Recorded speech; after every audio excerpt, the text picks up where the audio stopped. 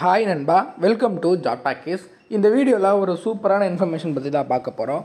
என்ன அப்படின்னா, அங்கன்வாடி துறையில் வேலை வாய்ப்புக்கான நோட்டிஃபிகேஷன் நேற்றைய தேதியில் அறிவிச்சிருந்தாங்க. அந்த வீடியோவில் எல்லா டீட்டெயிலும் நம்ம சொல்லியிருந்தோம். தற்போது இந்த வீடியோவில் உங்களுக்கு எல்லா டவுட்டுமே கிளியர் ஆயிரும். இந்த ஒரு வீடியோ போதும். அதாவது இந்த வேலை வாய்ப்புக்கு எப்படி அப்ளை பண்ணணும், திட்ட அலுவலக ஆஃபீஸ் எந்த இடத்துல போய் நம்ம அப்ளிகேஷனுக்கு கொடுக்கணும், எப்படி அப்ளிகேஷனை கரெக்டாக எந்த ஒரு மிஸ்டேக் இல்லாமல் ஃபில் பண்ணால் நமக்கு ஜாப் கிடைக்கும் அப்படின்னு முழு தகவலையும் வீடியோக்குள்ளே முழுமையாக ஷேர் பண்ணியிருக்கேன். கொஞ்சம் கூட ஸ்கிப் பண்ணாமல் பாருங்கள்.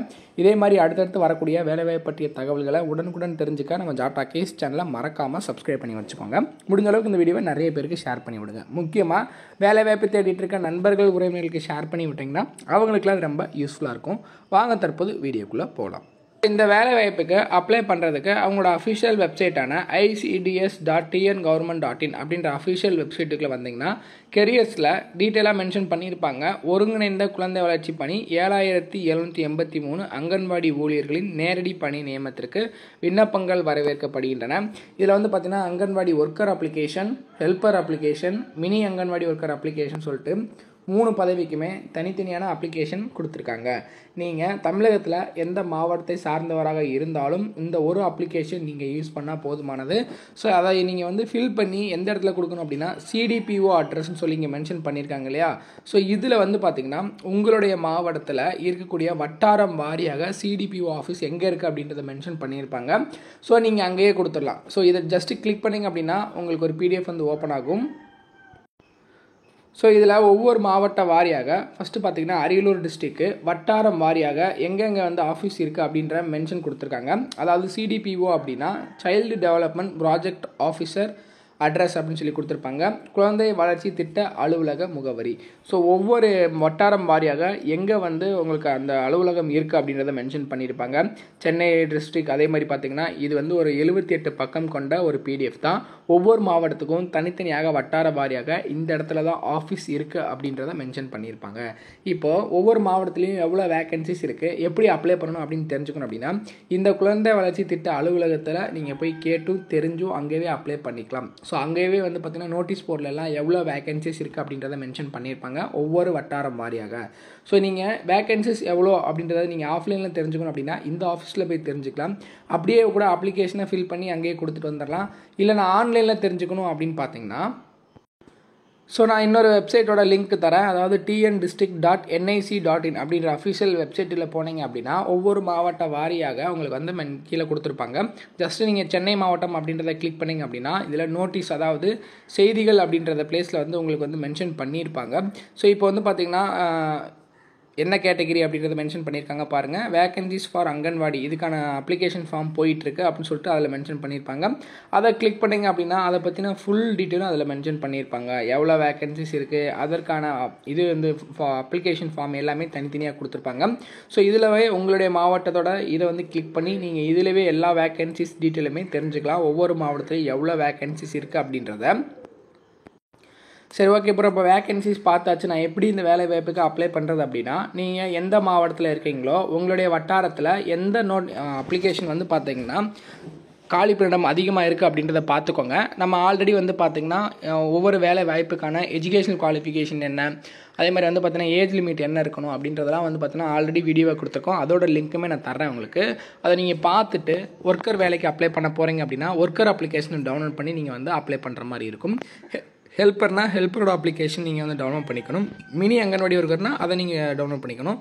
ஜஸ்ட் ஒர்க்கர் அப்ளிகேஷன் அப்படின்றத கிளிக் பண்ணிங்க அப்படின்னா உங்களுக்கு அந்த ஒர்க்கர் அப்ளிகேஷனுக்கான ஆஃப்லைன் அப்ளிகேஷன் ஃபார்ம் ஓப்பன் ஆகிடும். ஸோ இதை நீங்கள் ஜெராக்ஸ் பண்ணிவிட்டு இதை எப்படி எந்த ஒரு மிஸ்டேக் இல்லாமல் விண்ணப்பிக்கிறது அப்படின்றத பார்க்கலாம். ஸோ இதில் பார்த்திங்கன்னா என்ன மாவட்டம் அப்படின்றத குறிப்பிட்டுட்டு திட்டம் வட்டாரத்தில் அதை பேர் அப்படியே நம்ம CDPOவில் இருக்குது பார்த்தீங்களா, அதை நீங்கள் பார்த்துட்டு பார்த்திங்கன்னா ஃபில் பண்ணிக்கணும். ஸோ இதில் உங்களோட புகைப்படம் ஒட்ட சொல்லியிருக்காங்க. ஜஸ்ட்டு உங்கள் பாஸ்போர்ட் சைஸ் ஃபோட்டோ ஒட்டிட்டு நம்ம ஆல்ரெடி சொல்லியிருப்போம் சைன் எல்லாமே இங்கேருந்து இப்படி கிராஸாக சைன் பண்ணணும். ஸோ அதுவும் கரெக்டாக சைன் பண்ணிவிடுங்க. அப்ளிகேஷன் நீங்கள் தமிழே கூட ஃபில் பண்ணிக்கலாம். விண்ணப்பதாரோட பெயர் கரெக்டாக குறிப்பிட்டுருங்க. தகப்பனார் அல்லது கணவர் பெயர், விண்ணப்பதாரரின் இருப்பிட முகவரி மற்றும் கைபேசி எண் கேட்டிருக்காங்க. ஸோ உங்களுடைய அட்ரஸ் அதே மாதிரி மொபைல் நம்பர் கரெக்டாக குறிப்பிட்டுருங்க. விண்ணப்பதாரரின் ஆதார் எண், உங்களுடைய ஆதார் நம்பர் கண்டிப்பாக இருக்கணும். அதே மாதிரி விண்ணப்பதாரரின் இருப்பிடம், நீங்கள் பேரூராட்சியில் இருக்கீங்களா, நகராட்சியில் இருக்கீங்களா, மாநகராட்சியில் இருக்கீங்களா அப்படின்றதோட பெயர் குறிப்பிடணும். ஊராட்சி அப்படின்னா பேரை போட்டு ஊராட்சி பேரை குறிப்பிட்டுருங்க. அதுக்கப்புறம் அவங்க கொடுத்துருக்கக்கூடியது வந்து பார்த்திங்கன்னா விண்ணப்பதாரரின் இருப்பிட ஊராட்சி கிராமத்தோட பெயர் கேட்டிருக்காங்க. ஸோ அதுவுமே நீங்கள் குறிப்பிட்டுருங்க. அங்கன்வாடி பணியாளர் நியமனம் கோரும் காலி பணியிட குழந்தை மையத்தின் எண், பெயர், முகவரி. ஸோ எந்த இதுக்கு வந்து பார்த்திங்கன்னா காலி பணியிடம் இருக்குது, வேக்கன்சிஸ் இருக்குது, உங்கள் சுற்று வட்டாரத்தில் எந்த அங்கன்வாடியில் வேலைவாய்ப்பு இருக்குது அப்படின்றத நீங்கள் பார்த்து அப்ளை பண்ணணும். ஸோ அதுக்கு தான் சொன்னேன், அந்த திட்ட அலுவலகத்தை நீங்கள் வந்து போய் பார்த்தீங்க அப்படின்னா அங்கே வேக்கன்சிஸ் டீட்டெயில் கொடுப்பாங்க. இல்லை ஆன்லைனில் டிஎன் டிஸ்ட்ரிக் அதில் போய்ட்டு உங்களோட டிஸ்ட்ரிக்டில் நீங்கள் பார்த்துக்கலாம் எவ்வளோ வேக்கன்சிஸ் எந்த இதில் இருக்குதுன்னு சொல்லிட்டு. ஸோ அதோட பெயர் டீட்டெயில் எல்லாமே நீங்கள் குறிப்பிடணும். அதுக்கப்புறம் உங்களுடைய கல்வி தகுதி என்ன அப்படின்றத கேட்டிருக்காங்க. 12ஆம் வகுப்பு தேர்ச்சி கேட்டிருக்காங்க. ஸோ அதை பற்றின டீட்டெயில் எல்லாம் நீங்கள் வந்து மென்ஷன் பண்ணணும். அதே மாதிரி அதோட சர்டிஃபிகேட் ஜெராக்ஸ் வந்து நீங்கள் பார்த்தீங்கன்னா சைன் பண்ணி அட்டாச் பண்ணணும். அதுக்கப்புறம் பிறந்த தேதி மற்றும் பூர்த்தி அடைந்த வயது அதுக்கு நீங்கள் வந்து 10th மார்க் ஷீட்டு கொடுக்கலாம். இல்லை அப்படின்னா நீங்கள் கொடுக்கக்கூடிய டேட் ஆஃப் பர்த் ப்ரூஃப் வந்து பார்த்தீங்கன்னா பர்த் சர்டிஃபிகேட் நீங்கள் வந்து கொடுத்துக்கலாம். அப்புறம் வகுப்பு என்ன கேட்டகரியில் வர்றீங்க அப்படின்றத நீங்கள் வந்து ஜாதி சான்றிதழோட ஜெராக்ஸ் நீங்கள் வந்து அட்டாச் பண்ணிடணும். விண்ணப்பதாரரின் இருப்பிட முகவரி சான்று அதில் வந்து பார்த்திங்கன்னா வாக்காளர் அடையாள அட்டை நகல், குடும்ப அட்டை நகல், ஆதார் அட்டை நகல் இதில் 3ல் ஏதாவது ஒன்று நீங்கள் வந்து அட்டாச் பண்ணிக்கலாம். அதுக்கப்புறம் வந்து பார்த்திங்கன்னா மாநகராட்சி, நகராட்சி, பேரூராட்சியோடைய பெயர் குறிப்பிடணும். இதில் வந்து பார்த்திங்கன்னா விண்ணப்பதாரர் குழந்தை மையம் அமைந்துள்ள அதே வார்டை சேர்ந்தவரா அப்படின்னா அந்த வார்டின் பெயர் மற்றும் ஆம்னு குறிப்பிட்டு அந்த வார்டின் பெயரும் நீங்கள் வந்து குறிப்பிடணும். அதே மாதிரி வந்து பார்த்திங்கன்னா அருகிலுள்ள வார்டை சேர்ந்தவராக இருக்கீங்க அப்படின்னா அதை பற்றின டீட்டெயில். இல்லை அப்படின்னா எல்லையின் அருகிலுள்ள அடுத்த வார்டை சேர்ந்தவரா, ஸோ எந்த வார்டில் நீங்கள் இருக்கீங்க, அந்த அப்ளிகேஷனுக்கு எந்த வார்டில் நீங்கள் இருக்கீங்க அப்படின்றத நீங்கள் வந்து குறிப்பிடணும். விண்ணப்பதாரரின் குழந்தை மையம் அமைந்துள்ள அதே கிராமத்தை சார்ந்தவர், சேம் வில்லேஜில் விண்ணப்பிக்கிறீங்கன்னா அதுக்கும் ஆம் அதோட பெயர் குறிப்பிடணும்.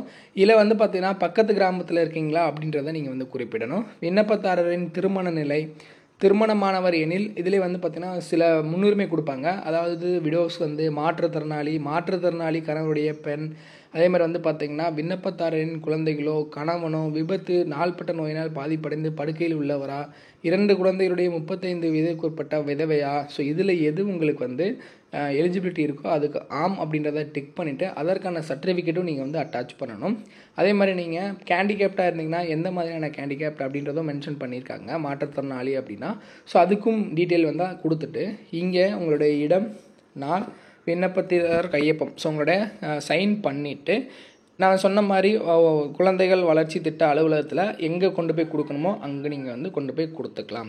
ஸோ இதில் வந்து பார்த்திங்கன்னா 12ஆம் வகுப்பு தேர்ச்சி பெற்றிருக்கணும், சரளமாக தமிழ் எழுத படிக்க தெரிஞ்சிருக்கணும், நேர்காணலுக்கு வருகை தர்றப்போ செலவினம் வழங்கப்பட மாட்டாது, உங்களுடைய சர்டிஃபிகேட்டோட ஜெராக்ஸ் அண்ட் ஒரிஜினல்ஸ் எடுத்துகிட்டு வரணும். என்னென்னலாம் நீங்கள் வந்து ஆம் அப்படின்னு சொல்லியிருக்கீங்களோ அதற்கான சர்டிஃபிகேட் ப்ளஸ் ஜெராக்ஸ் எல்லாமே அட்டாச் பண்ணியிருக்கணும் அப்படின்றதான் மென்ஷன் பண்ணியிருக்காங்க. இதெல்லாம் ஃபில் பண்ணிவிட்டு அவங்ககிட்ட கொடுக்கும்போது இந்த ஒப்புகை சீட்டை மட்டும் நீங்கள் வந்து நல்லா ஃபில் பண்ணி அவங்கக்கிட்ட தேதியுடன் கூடிய அலுவலக முத்திரை, ஸோ யார்கிட்ட கொடுக்குறீங்களோ அவங்க வந்து சைன் பண்ணி உங்களுக்கு டேட் ஸ்டாம்ப் அடித்து கொடுப்பாங்க. இந்த சீட்டை மட்டும் அவங்க வந்து கிழிச்சு உங்ககிட்ட கொடுப்பாங்க, இதை மட்டும் வாங்கிட்டு வந்துருங்க. ஸோ இதற்கான காரணம் என்ன அப்படின்னா இந்த அப்ளிகேஷன் வந்து அவங்க வாங்கியிருக்காங்க அப்படின்றதுக்கான ஒரு இது தான் வந்து பார்த்திங்கன்னா அத்தாரிட்டியாக தான் இது வந்து கொடுப்பாங்க. ஸோ இந்த அப்ளிகேஷனை கரெக்டாக ஃபில் பண்ணி எந்த வட்டாரத்தில் உங்களுடைய நியர்பையில் இருக்கக்கூடிய வேக்கன்சிஸ் இருக்கோ அதை பார்த்து கரெக்டாக அப்ளை பண்ணிக்கோங்க. ஸோ இதே மாதிரி அடுத்தடுத்து வரக்கூடிய வேலை வாய்ப்பு பற்றிய தகவல்களை உடனுக்குடன் தெரிஞ்சுக்க நம்ம ஜாப் டாக்கீஸ் சேனலை மறக்காமல் சப்ஸ்கிரைப் பண்ணி வச்சுக்கோங்க. முடிஞ்ச அளவுக்கு இந்த வீடியோவை நிறைய பேருக்கு ஷேர் பண்ணி விடுங்க. முக்கியமாக வேலை வாய்ப்பு தேடிட்டு இருக்க நண்பர்கள் உறவினர்களுக்கு ஷேர் பண்ணி விட்டிங்கன்னா அவங்களுக்குலாம் அது ரொம்ப யூஸ்ஃபுல்லாக இருக்கும். தேங்க்ஸ் ஃபார் வாட்சிங். தேங்க்யூ.